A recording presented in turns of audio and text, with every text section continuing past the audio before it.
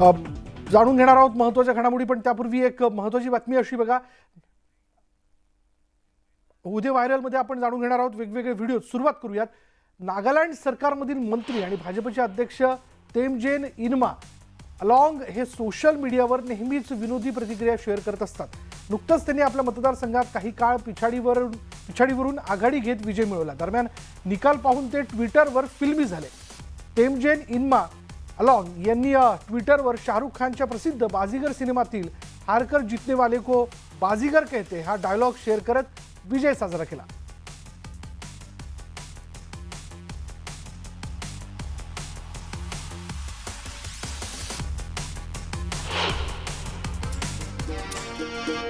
मराठी माणसांच्या लग्नात वाजणाऱ्या एका गाण्यावर चक्क विदेशी पाहुण्यांनी ठेका धरला. विदेशी पाहुणे भारतीयांच्या लग्नात डान्स करतानाचे व्हिडिओ तुम्ही अनेकदा पाहिलेत, पण या मराठी गाण्यावर त्यांनी केलेला भन्नाट डान्स सोशल मीडियावर तुफान व्हायरल झाला.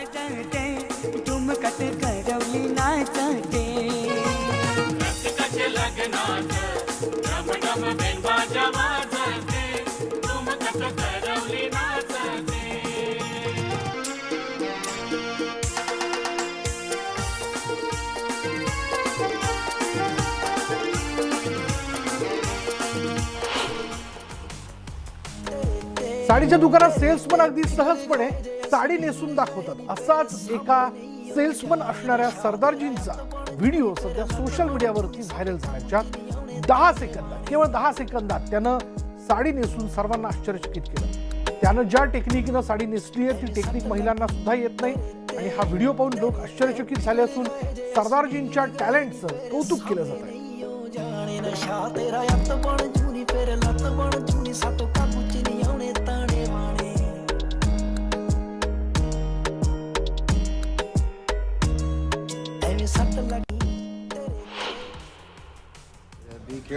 सध्या एटीएम मशीनच नाही तर दुकानांमधील POS मशीनमध्ये सुद्धा हायटेक चोरीच्या घटना घडताना दिसत आहेत. चोरीच्या या नव्या फंड्याने ग्राहकांचं बँक अकाउंट क्षणात रिकामा होत आहे. इंटरनेटवर सध्या एक व्हिडिओ व्हायरल होतोय, ज्यात एटीएम मशीनमध्ये चोरीसाठी वापरली जाणारी कल्पना दुकानांमधील POS मशीनसाठी वापरली जाते आणि त्यामुळे तुम्हीही दुकानांमध्ये कार्डने पैसे देत असाल तर तुम्ही हा व्हिडिओ जरूर पहा आणि सावध व्हा.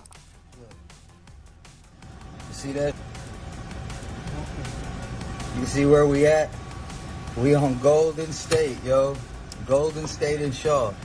They out here with look.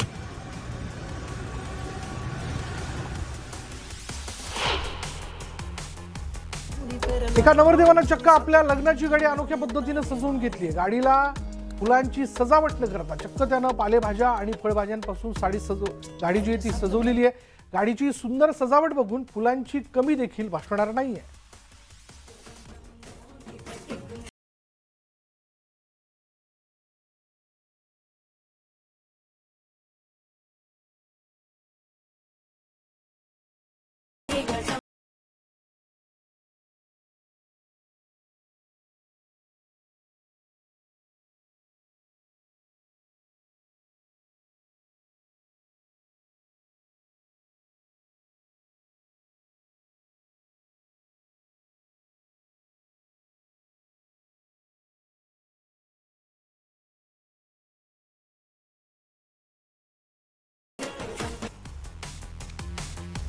Ramp वॉकचा आणखी एक व्हिडिओ व्हायरल झालाय, ज्यात मॉडेलचा ड्रेस बटर नाईफ पासून बनवण्यात आलेला आहे.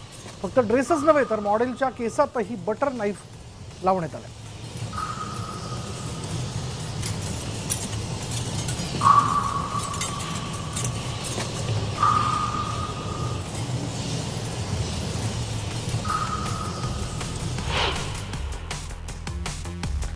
फॅशन डिझायनर कधी काय करतील याचा काही नेम नाही. आता एका डिझायनरने चक्क सँडलमध्ये घड्याळ लावलंय. त्यामुळे जर सँडल घातलेल्या महिलेला वेळ जाणून घ्यायची असेल तर ती कशी काय बघेल हा प्रश्न नेटकरांना पडला.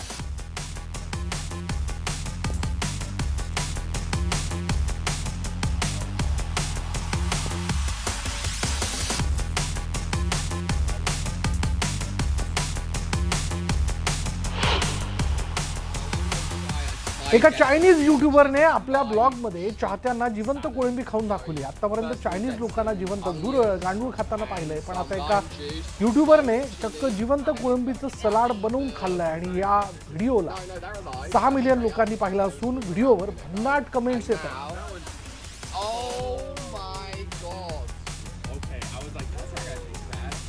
They are jumping around inside the tank.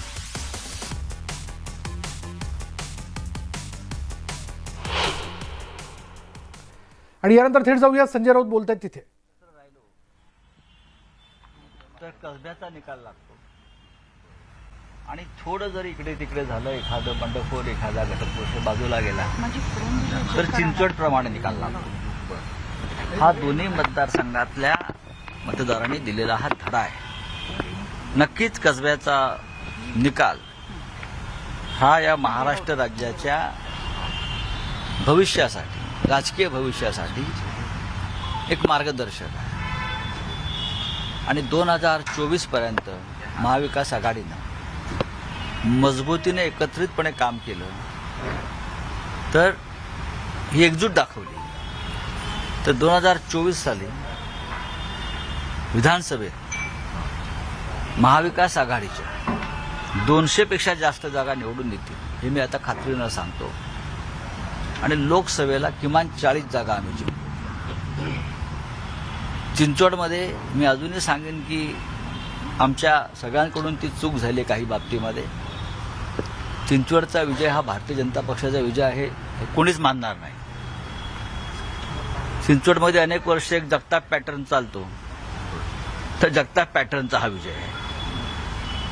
जर उमेदवार निवडताना अधिक काळजी आम्ही घेतली असती किंवा बंडखोर जे आहेत कलाटे त्यांना आम्ही माघार घ्यायला लावू शकत असतो तर नक्कीच निकाल तिथे वेगळा लागला असता.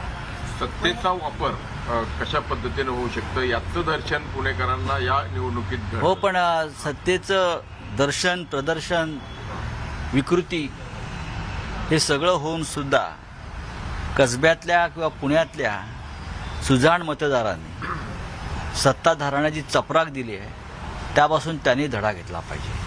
पुणेकरांना विकत घेण्याचा प्रयत्न झाला आणि पुणेकर तर आमिषाला बळी पडले नाहीत, त्याबद्दल पुणेकर अभिनंदनास पात्र आहेत.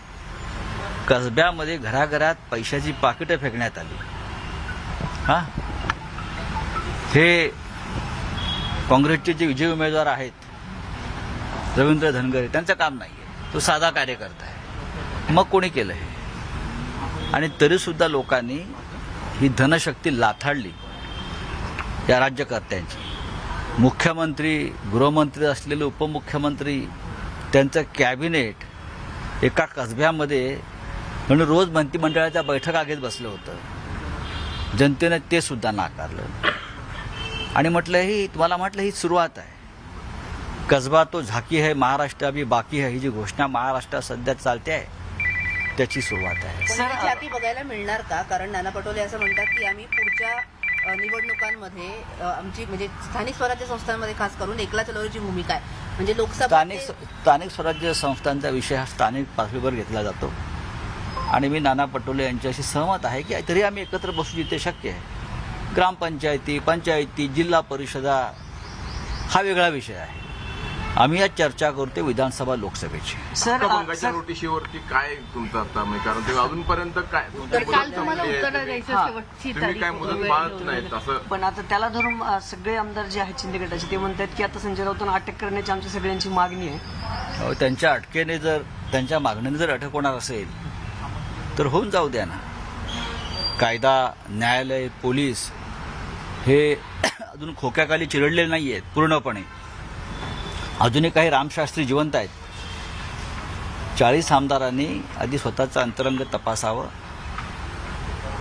करप्ट प्रॅक्टिसचा उपयोग केल्याबद्दल हे सगळे आज जायला पाहिजे आणि न्यायालयात त्या संदर्भात खटला सुरू आहे. मी विधिमंडळाचा पूर्ण आदर करतो. माझं विधान हे एका विशिष्ट गटापुरतं होतं हे सगळ्यांना माहिती आहे. माननीय शरद पवार साहेबांनी त्यावरती उत्तम भाष्य केलेलं आहे. एका विशिष्ट फुटीर गटाच्या बाबतीतच मी हे विधान केलं आहे. चोर मंडळ आहे ते. विधिमंडळाला संसदेला अशा प्रकारच्या भाषेमध्ये बोलणारा मी माणूस नाही, कारण मी त्या सभागृहाचा सदस्य आहे. मला माहिती आहे कायदा, संविधान, घटना, नियम. त्याच्यामुळे मी आता दौऱ्यावर आहे. मी आता पुण्यापर्यंत पोहोचलो आहे. ती नोटीस मला वाचावी लागेल. माझ्या गैरहजेरीत सरकारी कागद कोणी फाडणार नाही. तो बाबतीत मी गेल्यावरती पाहीन आणि उत्तर देईन त्यांना. सर, संदीप देशपांडेंवर जो हल्ला मला झाला, माहित नाही. सर त्यातले काही दोघे जण जे मला आहेत, माहीतच ठाकरे नाही. गटाचे मला असं त्याविषयी आरोप मला त्याविषयी काहीच माहीत नाही. किरीट सोमय्या या देशातल्या या राज्यातल्या कोणत्याही नागरिकावरती हल्ला होऊ नये. जर तशा प्रकारचा नागरिकांवरती हल्ला होत असेल तर गृहमंत्र्यांनी त्यात लक्ष घातलं पाहिजे. किरीट सोमय्या जे यांच्या अटक केली आहे ते ऑफिसमध्ये कार्यकर्ते- श्रवणयंत्राच्या प्रकरणामध्ये घोटाळा झाल्याचं उघड झालंय. त्या 2 लोकांवरती केस फाईल नाही झाली आहे. नाही, ठीक आहे. श्रवण यंत्र घोटाळा काहीतरी 7 हां, लाखाचा केला. 7 त्यांच्याच कार्यालयातल्या 2 त्यांच्या लोकांना कार्यालयातल्या काहीतरी काय त्याच्यावरती बोलणार. वेगवेगळी बोलेन मी. चला धन्यवाद. संजय राऊतांनी पुन्हा एकदा माध्यमांच्या वेगवेगळ्या प्रश्नांना घेऊन भाष्य केलेलं आहे. माध्यमांशी ते बोलत होते.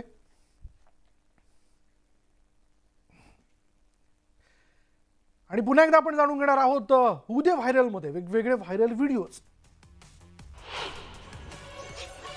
रेल्वे टीसीने पकडायला नको म्हणून 2 जण चक्क ट्रेनच्या मागे लटकलेत. आतापर्यंत अनेक देशी जुगाड तुम्ही बघितले असतील, पण हा जुगाड पाहून नेटकरी संतप्त प्रतिक्रिया देतात. टीसी पासून बचाव करण्यासाठी दोघांनी स्वतःच्या जीवाचीही पर्वा केली आणि पाहून सर्वांनाच आश्चर्याचा धक्का बसला.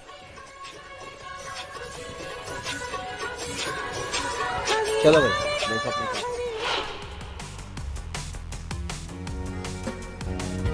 तुम्ही कधी कुत्रा आणि मांजर या दोघांमधली मैत्री बघितली आहे का? कदाचित नसेल, पण याच संबंधित एक व्हिडिओ सोशल मीडियावरती व्हायरल होतोय, ज्यामध्ये हा कुत्रा आणि मांजर यांच्यातली मैत्री आणि प्रेम दिसून येते. एक मांजर स्विमिंग पूलमध्ये पडलेली पाहताच कुत्र्यानं स्विमिंग पूलमध्ये उडी घेत स्वतःच्या पाठीवर बसून मांजरीला पाण्याच्या बाहेर काढलं आणि यावेळी मांजर देखील कुत्र्याच्या पाठीवर लगेच बसते आणि दोन्ही पायांनी उडी मारत स्विमिंग पूलच्या बाहेर पडते.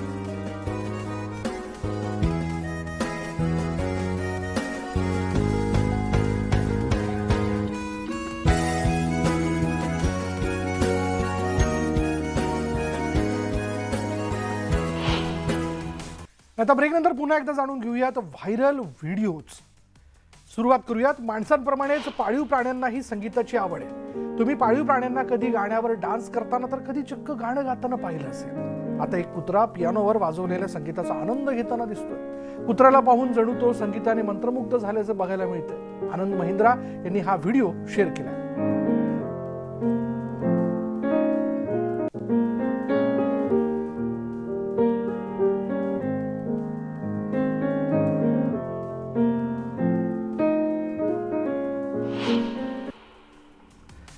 मंडळी, लहानपणी जर मला पंख असते तर या विषयावर तुम्ही निबंध तर लिहिलाच असेल, पण हेच आता सत्यात उतरलंय. म्हणजेच माणसाचं आकाशात उडण्याचं स्वप्न स्काय डायव्हिंगमुळे शक्य झालं. असाच एक स्काय डायव्हिंगचा रोमांचक व्हिडिओ सोशल मीडियावर व्हायरल झाला.